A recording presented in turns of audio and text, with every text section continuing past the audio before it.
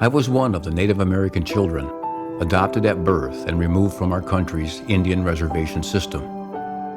I was raised in a small middle-class farming community, but was never told of my true American Indian heritage. It was still taboo back in those early days. The years passed, and in 1987 I lost both parents. While going through their personal belongings, my wife discovered my adoption papers and she began a search. 5 years later, I was reunited with my biological Lakota family, living on the Lower Brule Sioux Indian Reservation of South Dakota. I am a son of two mothers and a product of two worlds that had collided, but I have an equal amount of love and pride for both. I'm Paul LaRoche, and the stories you are about to see are an attempt to share this true American story of a hidden heritage.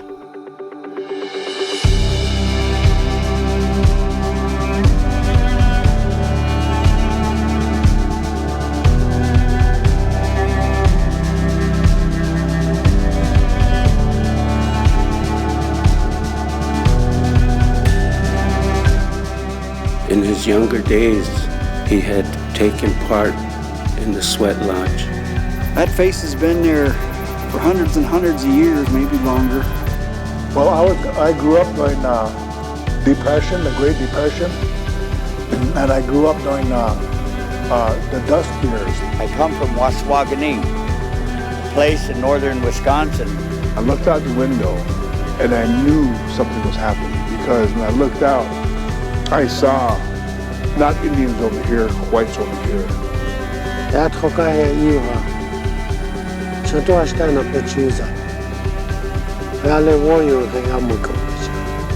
Man that was the head of our security stand over, grabbed that rifle. Give me that rifle. Took it. It breaks my heart, Dad, to see the way it really is as a grown-up person, as an adult.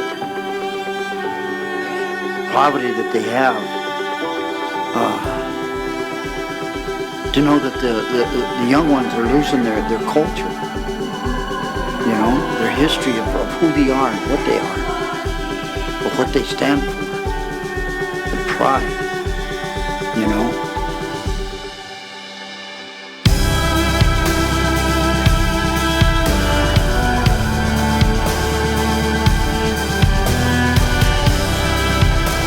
The year was 2010, and we were in the midst of a 3-year run in the well-known entertainment city of Branson, Missouri. Patrick Gosch was our sponsor, and he brought us in to be the anchor act in the RFT TV theater. Our performance schedule was pretty heavy there for a while, 2 shows a day, sometimes 5 to 6 days a week. Somewhere during the run, we decided to take a short break, and my son Shane, our guitarist, invited me out on 2 outdoor adventures back to back.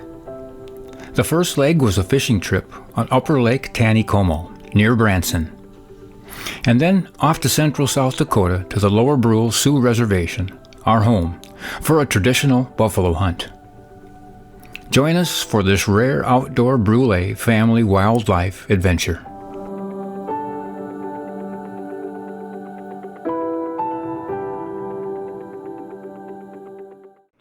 Well, my son finally talked me into taking a little break and some well-deserved time away from the theater.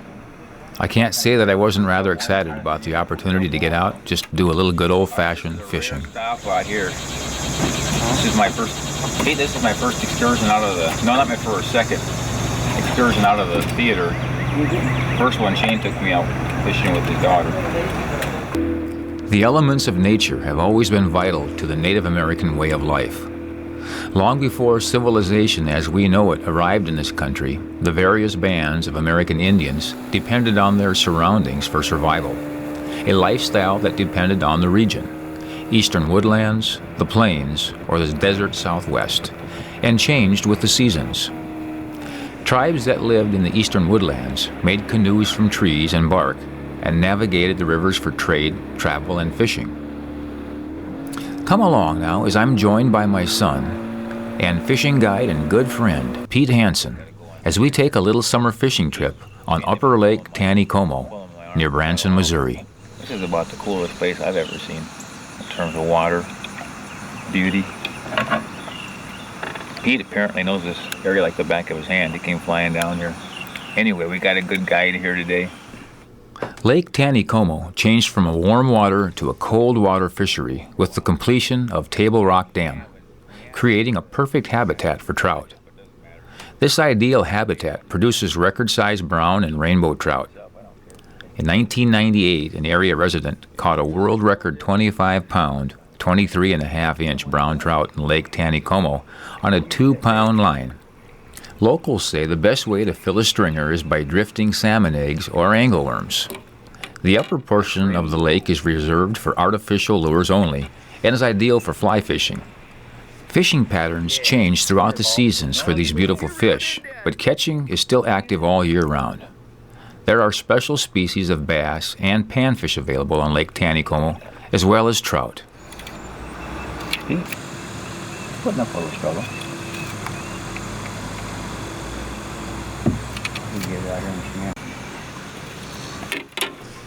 It didn't take us long to realize that our fishing guide, Pete Hanson, is probably one of the best kept secrets in this area.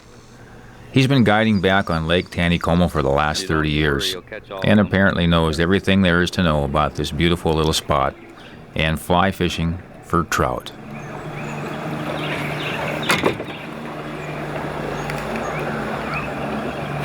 Shane's having times. Bushes. Have you really? Yep. Gerald Ford. You know? No kidding. Yep. Got a Gerald Ford. All them kind of people. Who is the best overall fishing person at Old Man Bush. Old Man Bush? Pete has guided a lot of famous people over the years, including George W. Bush. And now it was time for Shane and I to see how we stacked up.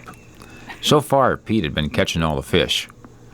It was time to get down to work and see if we could catch something. I had 3 bites already. I'm just letting them go. We got for in the river, we're going to put in there. Sorry, Sam. That's the couple of days before. There you go. This ain't fair. Me doing all the fishing, you guys are sitting there. I'm getting good footage, Pete. We're filming an episode, Pete. This couldn't ask for anything anymore. Now this will be a baby thing here. Oh! Go let they take line. You see that? Yeah, keep working. I'm working it. Well, Pete was starting to feel kind of bad that I wasn't catching anything, so eventually he gave in and just handed me his fly rod after he had already had a fish on it. Oh! Oh! You got off. Even with that, I managed to lose the fish. Seems like I'd lost my touch from my earlier years. It's not what you call picture perfect, but he is getting it out there. That wasn't bad. You gotta let that go just Yeah. right. Oh, there's some big ones right there.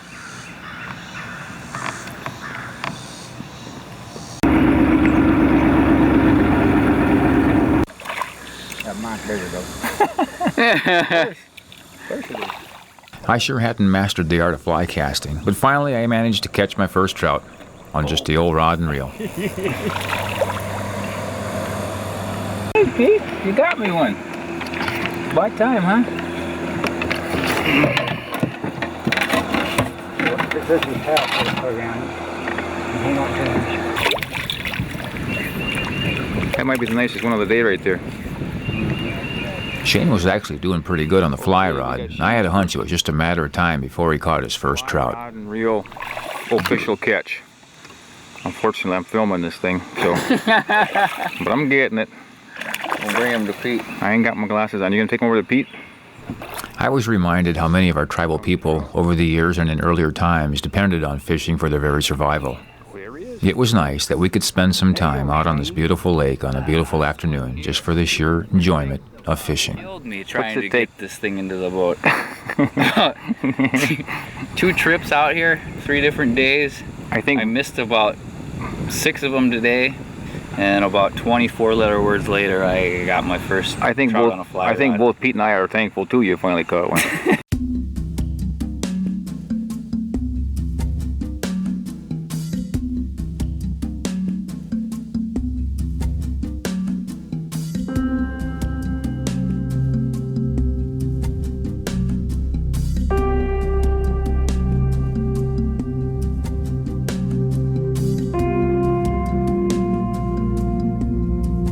For the Plains Indians, winter was mostly a time of rest.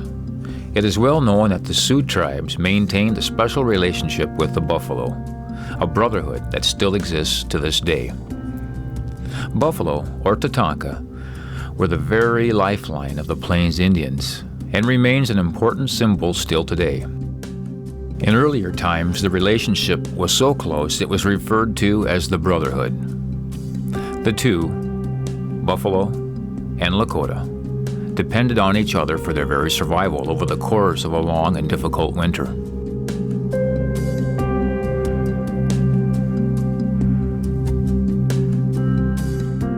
My son Shane and his friend Chris Estes were once again called upon to go out and guide a friend who wanted to go on a buffalo hunt on the reservations of South Dakota. Mark Mitten, a traditional bow hunter from Wisconsin, couldn't wait to take in the sights and sounds of the Lower Brule Sioux Reservation and take in his first big game hunt, the buffalo, on our reservation.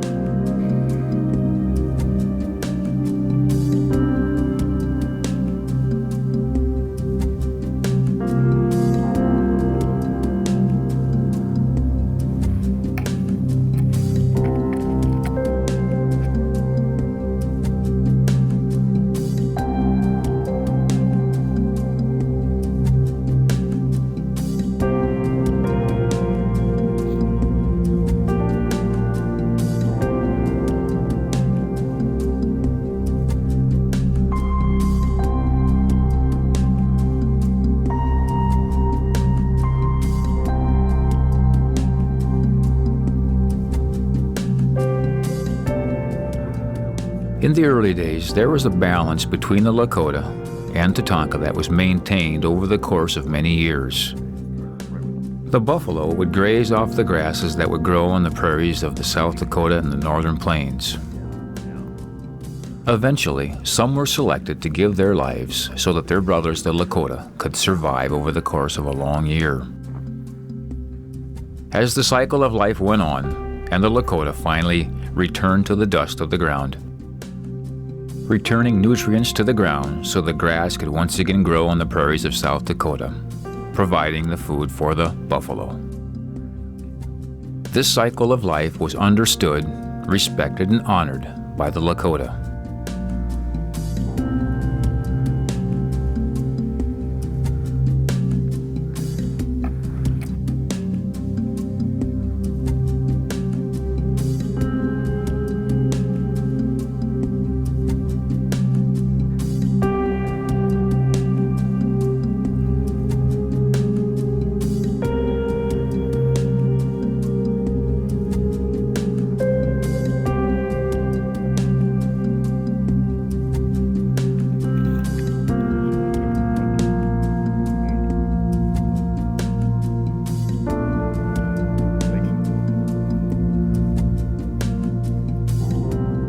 If needed, every part of the buffalo was used. Bones were used to make knives and splints. Horns made cups, ladles, headdresses.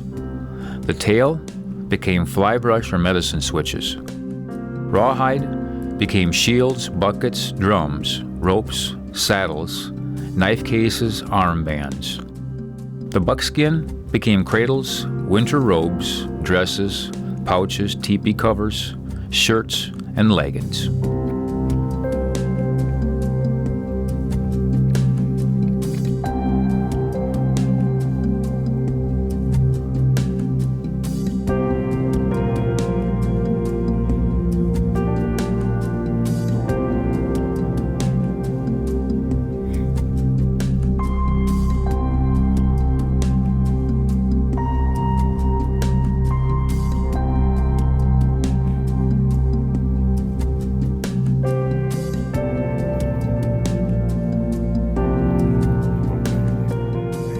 The Lakota understood that the buffalo had given its life for their survival. They offered a prayer of thanksgiving to the Creator.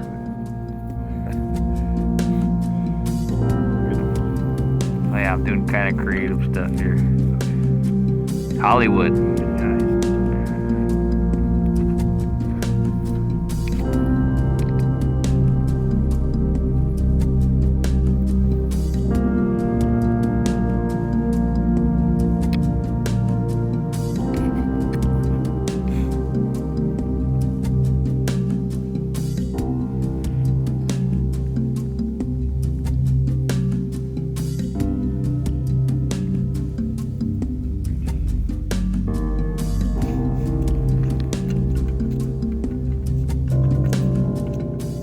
Today, survival has turned to a sport.